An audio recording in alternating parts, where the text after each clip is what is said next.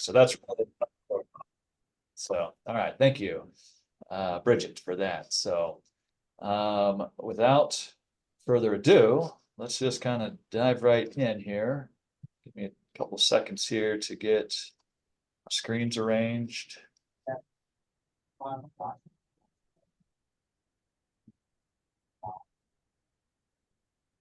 Oh, okay.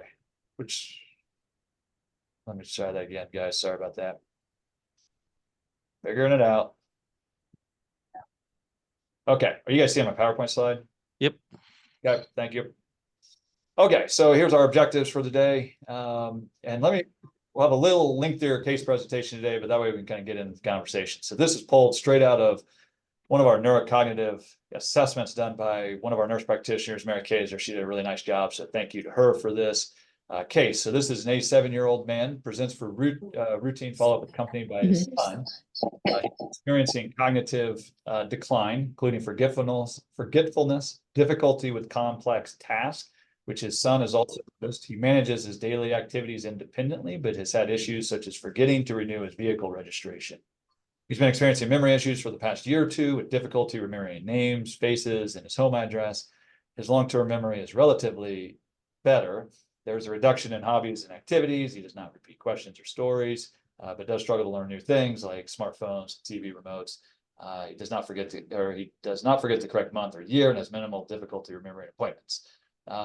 He lives in a retirement community where most of his household chores are done for him, but he does occasionally need some help with household chores, financial matters. He manages medications using a pillbox, and he's voluntarily reduces driving to only places that he is familiar with and avoiding nighttime driving. No hallucinations, paranoia, hand tremors, shakiness, occasional unsteadiness, but he's been kind of doing some vestibular therapy for sadism. So that's our case. I think starting off with here, Ryan, is we run into this issue a lot. People complaining of memory issues, or maybe we hear from family members or something like that. And so, what are some of the kind of key questions you ask patients when you're seeing them to try to really kind of differentiate kind of normal aging memory loss versus a true neurodegenerative process? Yeah, no, I think that's the right first question to ask. I would argue there's a couple different avenues to take with that. There's like I mean, you can ask all the right questions, but if you're not asking the right person, right, the answers will differ. So, when we talk about true memory problems, like when someone has amnestic short-term memory problems, I always make the same, I like the saying of like, if they have true memory problems, they're not going to remember the details of those events, right? So asking the right person, the son here, right, or the family member is really where you're going to get the best information. You could ask all the right questions, but if the patient doesn't recognize the problem, then they're not going to give you any answers that are going to be helpful, right? But then I think too, you're looking for from that aging or abnormal aging side of things are these recurrent, right? Did they miss one appointment in the last year and it's a one-off thing and there might be a good reason for it? Probably normal aging, right? But if they've missed 4 appointments and they get lost trying to navigate to the doctor's office and there's sort of this pattern of progression, especially over a 6 months type of time period, then that's not normal aging. That should be taken seriously. And um, but apart, I think also if you ask like the same four memory related questions, you're going to miss a lot of cases. So the second part you have here of what could you ask about from an executive functioning standpoint is a good one, because that's the other aspect of Alzheimer's we often see. I personally see it a lot in people that are like highly educated. So like our physicians are, when they start to, they're usually able to compensate pretty well, but they might have difficulties with decision-making abilities, right? So that might be an executive function. You might see more susceptibility to financial scams. You might see more difficulty with organizing, planning, executing tasks. You might see more difficulties with following recipes, or like if they like to play board games with family, all of a sudden they can't follow the instructions and the rules of the game because they're kind of losing track of those step-by-step required things. I always like to give the example of like a IKEA furniture assembly, right? That's something they used to be able to do, and all of a sudden it's really an impossible task. Those are all kind of examples of that working memory and executive functioning. The reason I put that executive functioning part in there, Ryan, is because I always feel like I kind of awkward asking those questions or something, and it's usually something that isn't as I don't feel like patients volunteer that as much. They volunteer, oh, I can't remember names of people, or I Yeah. can't remember this, but they don't volunteer some of these other things. And so in those situations, are there any probing questions that you ask to kind of to at least get that kind of ball rolling or that train of thought in that conversation? Yeah, no, I think and I always say like if you ask a patient whether it's normal aging or not, 100% of people will tell you that they have difficulty with names, and unfortunately, that's in our normal aging box of difficulties, so it doesn't really help us differentiate whether we should be concerned or not at all. Um, so I hear that 100% of the time in my clinic, and I think this might be something where the patient may or may not be aware of. I feel like they're usually able to answer the executive functioning things a little bit better. If there's someone that cooked prior and now they're not, because of difficulties, multitasking, right? Because cooking is multitasking. Can they operate the burner while they're doing something else in in the oven or things like that? Um, but the difficulties lie in where like, well, I've never cooked, or we moved to this new assisted living and now meals are taking care of me. Like in this situation, uh, you may your questions are only as good as the information you're going to get back, right? So it can be difficult to know for sure, but that's where maybe asking a family member of like, well, why do we think they cannot do this anymore? Is this out of convenience? Is this out of necessity? Is it because something happened? The details matter when you kind of drill down into that. Yeah, for sure, for sure. And then just a little bit of a side question, this is a patient who I feel like has had a lot of insight into some of his deficits for the last 2, 3 years. Hmm. He was telling me he thought he had dementia, but long before his test revealed. We're not going to go do his one that was Yeah. 2 or 3 years ago. It's pretty much normal, but how common is that? Like, do a lot of because I used to use the age old thing of like, well, if they have true dementia, they oftentimes aren't really that aware of it. Is that Yeah. faulty thinking or? I it's almost like a half and half situation. I feel like half of our patients do really lack insight and half don't. It's true too that patients often will recognize symptoms first when they're in this, we call it subjective cognitive impairment domain, right? Where I'm not as sharp as I used to be. But the subjective cognitive impairment domain, so subjective meaning the patient, right? Um, it's not entirely clear how much of that is an early Alzheimer's process versus the normal aging process at this time. So it's common that someone will notice, hey, I'm not as sharp as I used to be 10 years ago, right? And then we do cognitive testing like you did a couple years ago, and it's normal. That's subjective cognitive impairment. That is not mild cognitive impairment because it's normal, cognitive testing. But if you had someone like that is highly educated, you do a 10-minute screening test, they score normal, but they're still concerned or family's concerned, right? I would do neuropsychologic testing in that case because that's going to give you a lot more age and education based norms to really, that is our gold standard of understanding what is normal aging and not. Perfect. All right, let's move on here. So we did set this patient up with neuropsychological testing that was just recently completed. And one of the first things we'll see on that is this 88 dementia screening. Whereas, and this is pulled straight out of his notes, our patient here scored 5 on that. So yeah, what is this exactly? And, how do we use it? And any evidence basis on this that we should know and have as a background? Yeah, yeah. So this is an excellent example. So this is, and I think probably the best way to use this tool is having a family member fill it out. Certainly the patient can too, but in those half of cases where they might lack insight, having a family member fill it out is good. The cutoffs that you use differ a little bit. I'd say 2 is the best for a sensitivity standpoint, which really for a screening test we should probably be maximizing. So most studies would show a score of 2 or higher, it's over 90% sensitivity with that cutoff. You lose a little bit of specificity in the kind of 80% range, but you could certainly, 80% range. But you could certainly, 80% range. But you could certainly, have a 3 or 4 cutoff and increase your specificity by losing some sensitivity. I think, but I think kind of who you ask to fill it out matters as much as anything in this scenario. But yeah, you see the questions here. Some of these involve changes in day-to-day function, right? Financial, remembering appointments. So it's technically a better tool for dementia than it is mild cognitive impairment, but it still gets at a few of these. Are they repeating questions often? They might be doing that before dementia, right? Losing interest in hobbies and activities can be kind of a early behavioral change, even before cognitive changes are apparent. So I like the kind of overall amount or the types of questions that are asked in this screening tool. Yeah. Does level of education or anything have any big adjustment on a screening tool like this? Not on this one, no. Yeah, because this one's really getting down to mostly function and day-to-day stuff rather than kind of asking them what's 24 times 7 or something like that, right? So Yeah, yeah, good question. sure. Hey Ryan, sorry, I'm gonna jump in here real quick. Greg Isaac. Mhm. How much of the behavioral stuff will you see as sort of a presenting problem, especially with some of this neuropsychological testing? Yeah, that's a great question.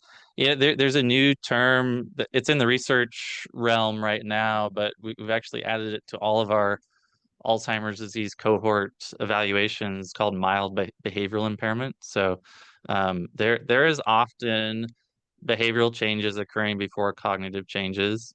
You can think of the classic withdrawing from hobbies, apathy, uh, personality changes, anxiety is a big one, right? And oftentimes it's really this loop of patients are struggling to find the words, struggling to solve problems, struggling with their last few years at work. And then when they're struggling, the stress and anxiety machine goes up and that becomes a vicious cycle. Um, so I mean, I really do think that those precede cognition in a lot of cases. It's just how do we differentiate that from your garden variety I retired, I don't have meaning, purpose. Some of these behavioral changes, is this true neurodegenerative disease or not, or is it psychiatric? I think a lot of that navigating that is does this patient have a history of neuropsychiatric disease, right? Or does it really show up at age 60? That seems a little atypical for a psychiatric cause. And so kind of getting to the history of that is important.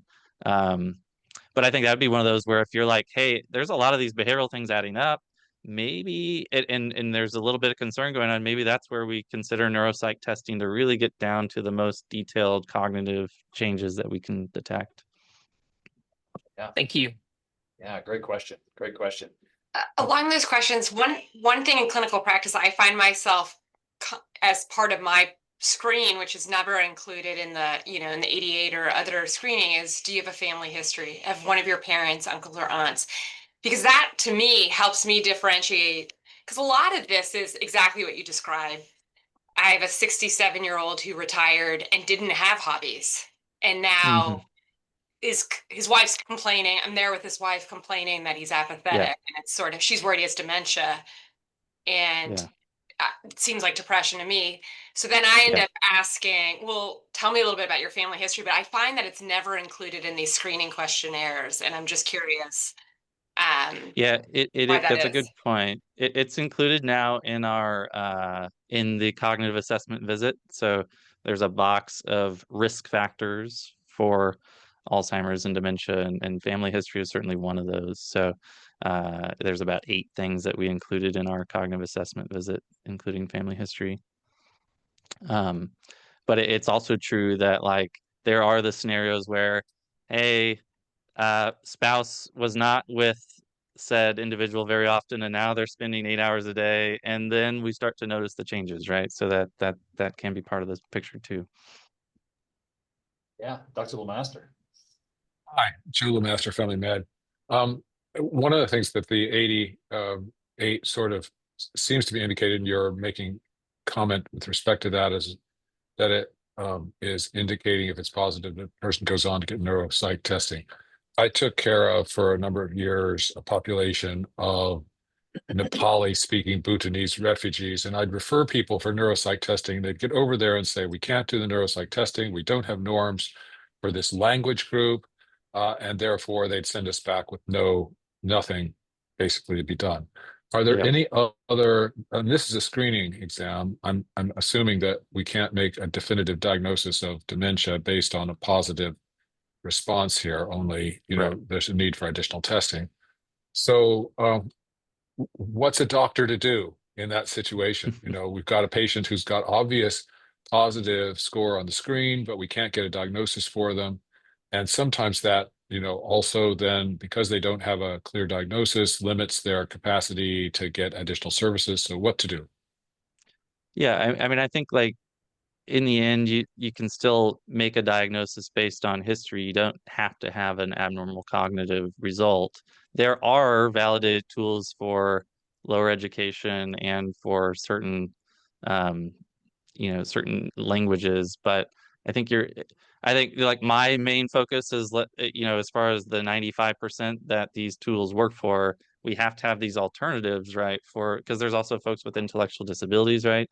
There's folks, we see actually a lot of folks in the Alzheimer's and Down syndrome link, right? So we have a Down syndrome study going on right now. There are validated tools for these populations, but I think for the purpose of this, I mean, I can certainly try to find some of those links. I've seen them at the Alzheimer's Association, but that's kind of the exception to the rules compared to what we would typically see. So I hear that is we have to learn, we have to be able to deal with these different populations, and we can't use the same screening tools for everyone. But there are some validated tools out there for sure. Follow-up question. You hadn't yet mentioned it, and I wondered about, because I actually spoke the language of this group of people, about doing moxa in the clinic, in our own clinics, as a diagnostic approach. And what are your thoughts about that? Doing what? The moxa, the Minnesota Cognitive. Yeah. I think I've said it right. And MoCA, is it maybe? Oh, the MoCA. Okay, yeah. Yeah. MoCA. Yeah, and what's the question with the MoCA? Well, is it good? Yeah, is that adequate to do diagnosis? It takes a little more time, can be done in the clinic, could be done using interpreters, et cetera, on the spot. Is it valid for those kind of populations, et cetera, for most? Yeah, I mean the MoCA, it's a very sensitive tool. It was actually designed to detect mild cognitive impairment. So it's a really good tool for sensitivity, but I've studied it at Mayo Clinic. I compared it directly to the STMS and have a paper out there on that. It's overly sensitive. So it is one of those where, depending on what cut point you use, you're going to find more abnormalities than may be real. And we knew that through our Mayo Clinic study, because it was a Mayo Clinic study population of aging. And we had detailed neuropsych testing that showed they're cognitively normal, but their MoCA was 24 out of 30, right? And so it's a really good tool for sensitivity, but I wouldn't want to overcall things either. I would, I think it certainly has an education issue with it, right? So like it has, I think, a 1 point deduction for if you have 12 years or under, but it's a difficult test compared to like the MMSE and things like that. Thank you. Love it. Okay. Great discussion, everybody. I love it when everyone jumps in here. So there's a lot more questions than just mine. So, all right, let's move on to some of these other screening things that come out in our neuropsychological testing here. So we can probably go through these maybe a little bit quicker, but there's a Lewy body kind of dementia screening, and some of the obvious questions that I say obvious, I tend to forget to ask them if I don't have this form right in front of me, but how is this used, and how should we what should we do differently if we find a positive screen here versus what some of these other screening tools? Yeah, so this is called the Lewy body composite risk, or composite score, or risk score, sometimes it's referred to, and it was developed by Dr. James Galvin, who's a cognitive neurologist and specializes in Lewy body disease. It's essentially, if you look at the kind of questions here, it's asking about 4 motor related questions to start, right? So Parkinsonism, slow movements, rigidity, stiffness, instability, balance problems, tremor. But then it also asks about non-motor symptoms, specifically targeting sleep and cognitive fluctuations, visual hallucinations, some of the kind of core features of Lewy body disease it asks about. The cutoffs vary a little bit. Most would suggest a score over 3 is pretty sensitive and specific in the right population, right? So it's really good for if you have a patient with dementia and you're trying to figure out, is this Alzheimer's, Lewy body, frontotemporal? This has, above 95% sensitivity and over 90% specificity for Lewy body disease if they hit that 3, greater than 3 cutoff. It's actually works pretty well in mild cognitive impairment due to Lewy body disease too. But like when you look at like the Alzheimer's patients, they would average about a 2.4, where the Lewy body patients average like 6, right? So if you're getting more and more, like that's you're dealing with Lewy body disease is more likely. I struggle a little bit with like, should you ask these questions to every single patient you're doing a cognitive assessment visit with? I really only bring these up if I hear there's some sort of REM sleep behavior disorder going on, right? Acting out dreams. There's some sort of visual hallucination phenomenon going on, or if there's balance problems, Parkinsonism going on, then I'll pull this out. That's kind of how I utilize it. Okay, great. Then just ask the obvious question, since we're kind of focusing on a workup. If we're seeing positive screen on that, is there anything that we do differently in the primary care setting, workup wise, than what we would do? Alzheimer's is obviously the one I think we have a few more tools for. Yeah. In there that's being developed or that we should know about? I think from a workup standpoint, you won't be ordering most of these. You should be aware of, there are some biomarker tests out there though. So like we do have a skin biopsy clinic where we can do synuclein skin biopsies. The movement disorder clinic does them as well for Parkinson's disease. So like a direct biomarker of this protein synuclein, like if the family is really seeking a concrete answer, that can be very helpful when it comes back positive. However, there are false negatives. So like it's still a clinical diagnosis, right? Is what we rely on. The biomarker may aid confidence in that diagnosis, but we don't use it as a replacement of the clinical diagnosis.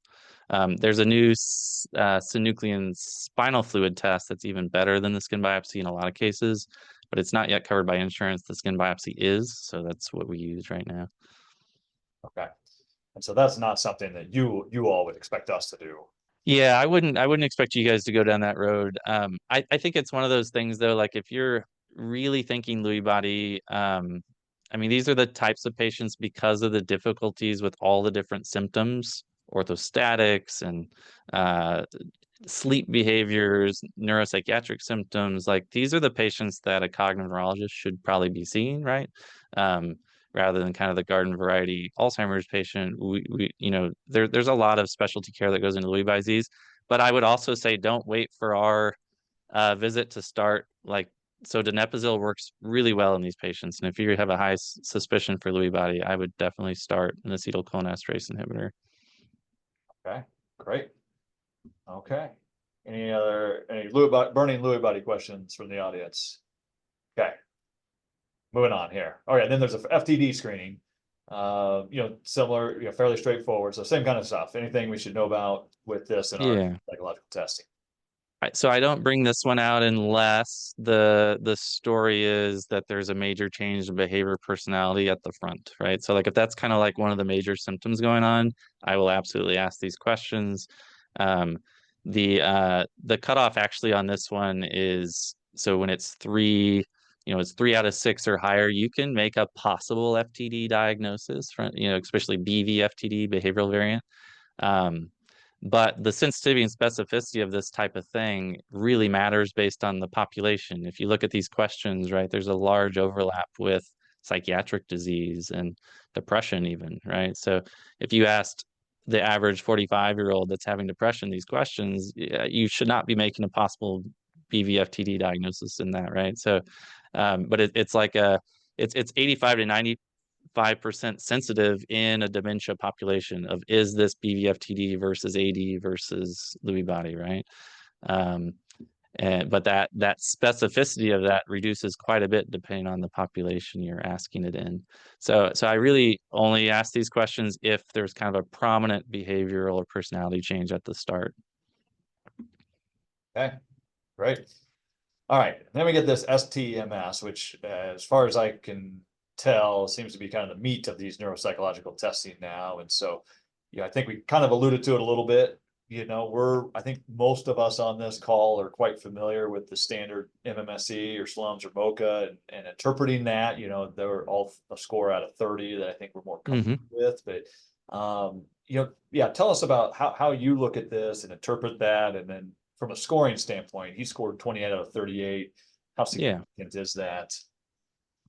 That is perfect. So, and I will make a little plug. So I do have like a 15 to 16-minute talk on like how to administer this test, and then I think we've shared that with your nurse practitioners. But certainly, if anybody's interested, I can share that link. So we just put it up on YouTube. But you're going to see a lot of similarities with this test and the MoCA, and so all these are kind of 10 to 15-minute screeners, right? So it's one of those things where all these are screening tools. They don't take the place of a detailed neuropsychologic evaluation or even abbreviated neuropsych testing. But one thing that this test does really well is testing the parietal lobes of the brain, which are kind of the primary epicenters of Alzheimer's disease and Lewy body disease, which make up 60 to 70% are Alzheimer's cases and about 20% are Lewy body. So like it's a really good test for the vast majority of dementia cases that we see. It's so, the areas that it's testing, those mental calculations, the cube, the clock. This is the one unique thing about this test is like, are they able to encode the information, the 4 words, right? If they require a second, third, fourth attempt to get those words to stick, they lose a point for each encoding trial. So that has a major bearing on kind of working memory or hearing, right? That's maybe a clue that's check their hearing if they take 4 trials to get these words to stick. But then the delayed recall, right? That's pretty standard across the test. You ask them those 4 words from earlier. The scoring, so and I guess I should say, like, compared to MoCA, same sensitivity. So it's really good for kind of picking up on early things, mild cognitive impairment. It had better specificity though in our 1,000 patients that we studied comparing the two. Compared to MMSE, it is much better sensitivity. So the MMSE was designed in the 1970s before mild cognitive impairment was around, right? It can be good at detecting dementia, but it's very, very poor at detecting MCI. So that's why we don't recommend MMSE. The SLUMS test seems very good. So I think if you're comfortable using it, continue using it. It takes more time. It takes more time than this STMS test, but it's only by a couple minutes. So the scoring for most people, 35 and higher on this test is a normal score. But I think, as I saw from when you guys talked to Dr. Burns last time, if they miss all 3 points on them, if you got 35 out of 38 and the delayed recall is 1 out of 4, and the concerns are for short-term memory symptoms, it behooves you to get more detailed testing, right? Because this might be an isolated memory problem, right? So, and you'd see that on neuropsych testing. The score that he has, so 28 out of 38, for most people scoring in that kind of 20 to 29 range, that fits with mild dementia in the vast majority of cases we see.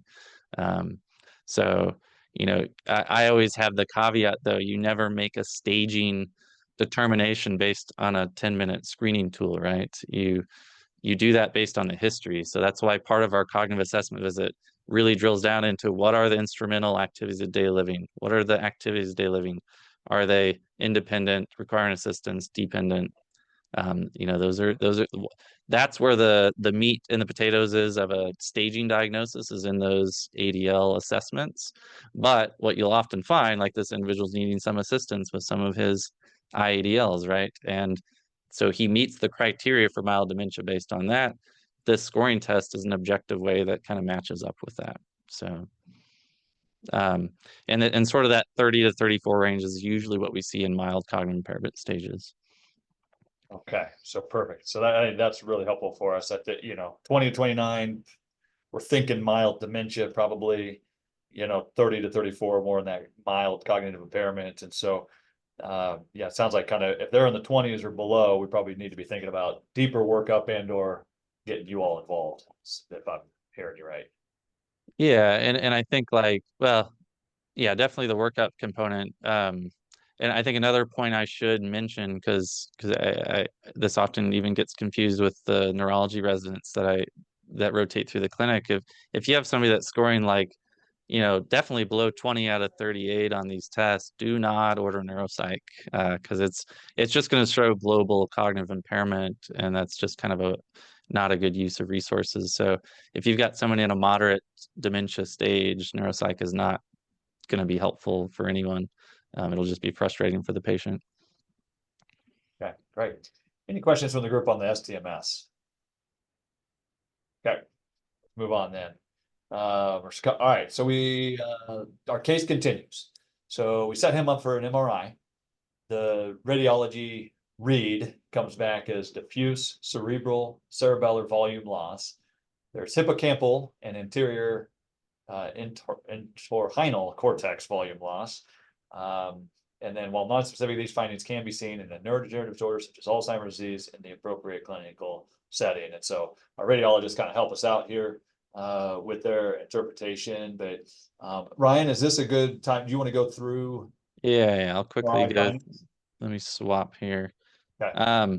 So I will say that it's not that common to get this helpful of a read. They're getting better at kind of pointing these things out. I think most reads would say generalized atrophy. That's what you're going to see on the majority of reads. But some of our radiologists are, doing more with kind of pointing out the specifics. So this, we'll go through. I don't know if I can. Yeah, I think no. I think do you have to unshare? Let's see. How do I do that? It says, oh, sorry. Yeah, there we go. Okay. So I think one thing I wanted to do is just kind of just quick basics of what I look for, because you guys will see my notes. I'll like point out different imaging features. I just kind of recorded myself going through this individual's MRI. So I'm just going to play it, but I'll talk through while so I kind of pull up the MRI. There's a bunch of different things you can choose from. This T2 flare image, it tells me the most information right off the bat. This is actually the spinal cord as it's coming up into the brain. And then here's the nose, and you're going to see the eyeballs. And that's just basically telling us this is the front of the face. And then we have the back of the head back here. And basically these are 5mm slices going through, looking at the organ in interest, right? The brain, because that's what we're, that's where we're having difficulties. The black that you see is spinal fluid. So everybody has two holes in the middle. That's where the spinal fluid is made. But if we see shrinkage of the gray tissue, then it's essentially like, spinal fluid fills in that gap. And there is some generalized atrophy, but it's pretty heavily weighted to these parietal lobes. There's more atrophy in the back part of the brain. I'm also pointing out a few of I'll pause it here. So a few of these white spots, right? Every single radiology read you're going to get back says mild, ischemic disease or mild white matter disease. But this is no more than I would expect for normal aging. So this is not a vascular cause of the symptoms. And then I scroll back down here and we see a more right greater than left hippocampal volume loss, which is in structure that's really important for short-term memory, right? So this MRI in and of itself is already pretty diagnostic for me. At least it's suggestive of what's going on. When we do like a vascular assessment, so I'll pull these up with patients and family in the room. It's just a Netherlands-based radiology website that teaches things really well. But this is sort of like a simple scale. So this top part's normal aging related changes, which fits really well with our patient, right? He's got a couple spots. It's no more than I would expect for his age. And then we can do some grading scales of like, well, how much parietal lobe atrophy is present? He's got pretty significant parietal lobe atrophy, especially in the left, and then a little bit less on the right. This is not a normal aging related change in the brain. And then the key here too is he having some difficulties that test that part of the brain? That's the visual spatial center is testing this parietal and occipital lobe based tasks, and he's struggling with both the cube and the clock. So that's one little clue that, hey, that's part of what's going on, right? That the image matches up here. So like in MRI, people always ask me, well, is it necessary to get an MRI? It's a really good biomarker for neurodegeneration. We see evidence of neurodegeneration based on the parietal and the hippocampal atrophy. We can then also look at the memory structures in more detail to see, well, does it fit with a pattern that we'd expect to see in Alzheimer's disease? And I kind of walk through where, there's normal aging related changes. Usually when we start to diagnose people with mild cognitive impairment versus mild dementia, moderate, severe, right? These things kind of have this scale. And so when we look at that on his scan, it's the coronal imaging those are his eyeballs at the front, and then the top of the head. And basically, I'm going to scroll back to about where the ears are, so about midway in the brain, right? One thing I'll point out, so spinal fluid is white on this specific image, but here's his ears. And so we're really focusing on these memory structures, right? This is the right one over here, the left one over here, and it shows right greater than left hippocampus atrophy, which is what's causing his amnestic difficulties, right? We have neurodegenerative evidence on his MRI. And then we can kind of pause that screenshot, right, and compare it to our scale. And I will suggest that the right side is consistent with basically this MTA equals 3, which I told you is kind of like right around that mild dementia stage. So everything kind of matches up with his case, right? That's what's going on here. So, should we order an MRI? Yes. Are the reads always helpful? No. Are they getting better? Yes. Can we do better? Yes. But I think if his scan came back completely normal, right, that throws a wrinkle in things. That might be where I might, if I'm seeing him, might consider like a glucose PET scan or something more advanced scanning than an MRI. But most of the time, the MRI is very helpful in these Alzheimer's related cases.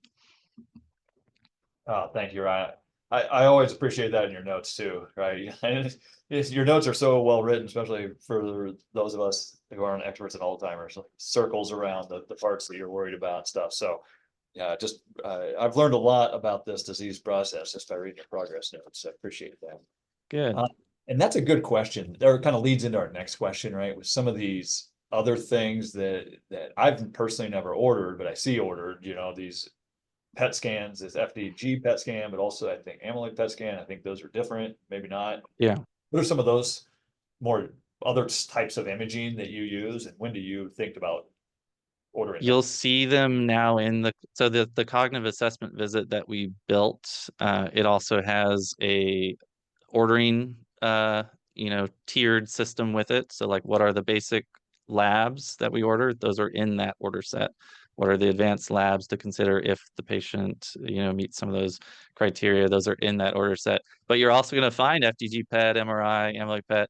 Doesn't mean you need to order those things, right? That we built this also to be useful in the memory clinic, so it's got to be a little multifunctional. But those are tests that you're probably not going to be ordering very often. But the FDG PET can be a very useful tool for differentiating the different types of dementia. So Medicare will only cover it if a patient has been diagnosed with at least some stage of dementia.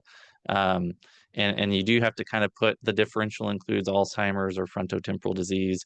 Usually you can argue that based on either language changes, executive function changes, where a case has not been clear based on our typical workup, right? But most of the time you're not going to be ordering those. It's already hard enough for you guys to get the MRI covered.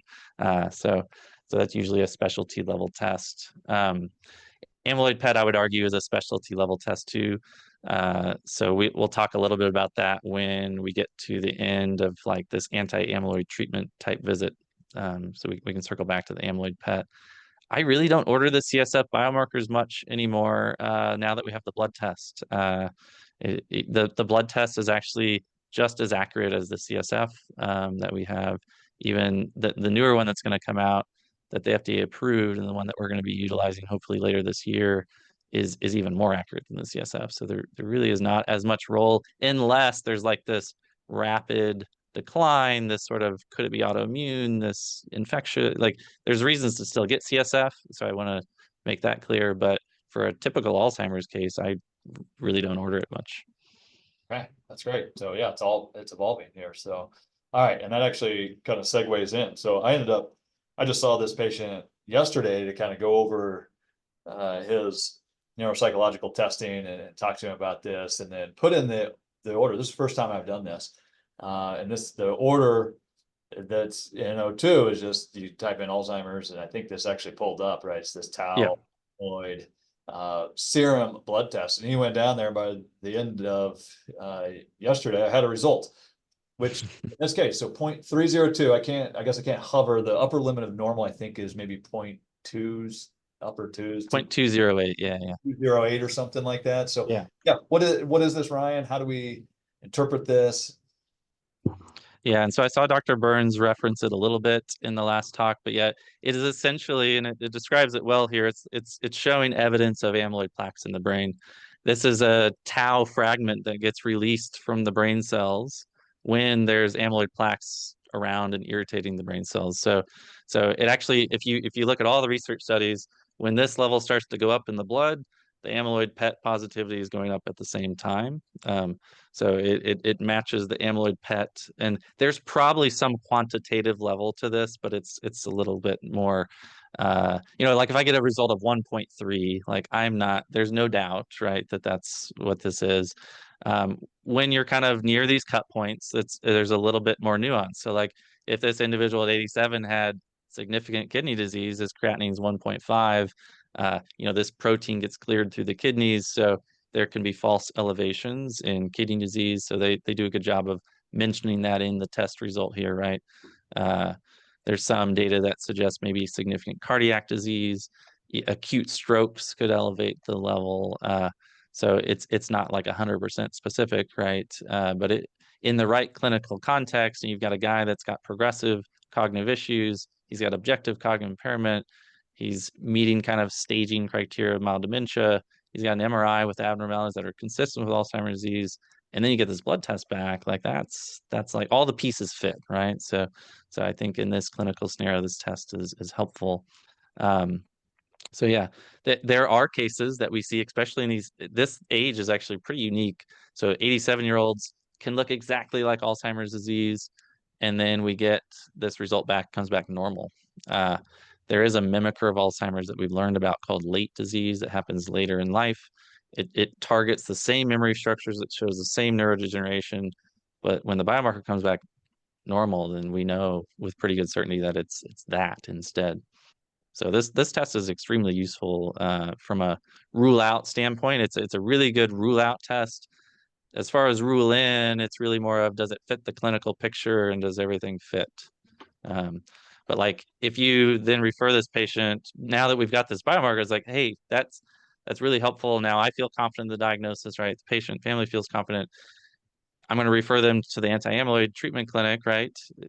If that's the right thing to do for this patient, we will confirm this result with an amyloid PET scan. So we'll be the ones that does the amyloid PET scan, because that's what has to be done for insurance to even cover these new drugs. They don't accept the blood test as regularly yet.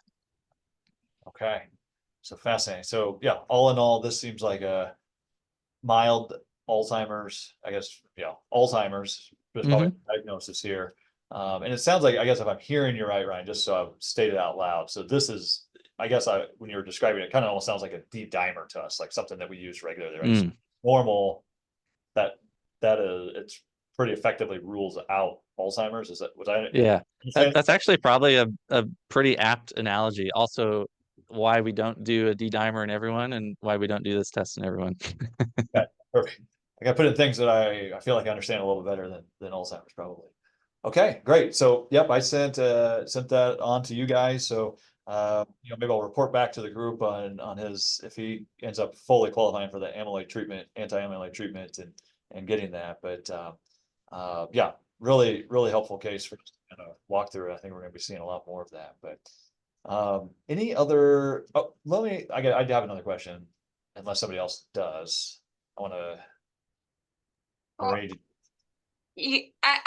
did not go to Dr. Burns's lecture, and I'm really upset I didn't, because my question may seem naive. But what I'm hearing here is rule out, rule in for the clinically unclear picture, and I think Brandon, your initial picture, advanced stage 87, his complaints were, is it normal aging? Is it not normal aging?